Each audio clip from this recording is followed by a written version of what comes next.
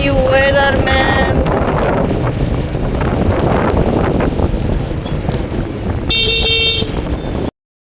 আসসালামু আলাইকুম, সবাই কেমন আছেন? আজকে হঠাৎ করে শুক্রবার বলতেছি চলো বাইরে যাই।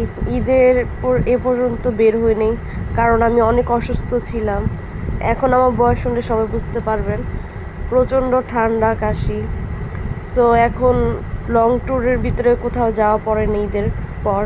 এর জন্য ভাবতেছি 300 ফিটে যায় ঘুরে আসবো। সো আমরা দুজনই বের হয়ে গেলাম 300 ফিটের উদ্দেশ্য। একটু ভিতরে টাইপে যাচ্ছিলাম হর্দি বাজারে, কারণ ওইখানে মনোরম পরিবেশ দেখতে অনেক খুবই সুন্দর। এখানে একটু গ্রাম টাইপের পরিবেশ, নদীর পাড়। সো এইখানে অনেক ভালো লাগে। এই গরমের মধ্যে প্রচণ্ড গরম ছিল, সেখানে আমি একটা ডাব নিলাম। এত বড় একটা ডাব আমি খেয়ে শেষ করতে পারিনি। নদীর পাড়ে ভালোই লাগতেছিল ডাব খেয়ে।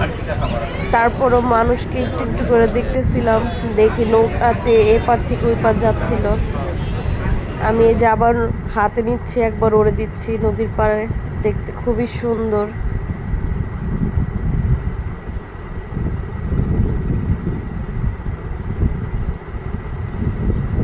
একদম চোখের সামনে, খুবই সুন্দর ছিল দেখতে।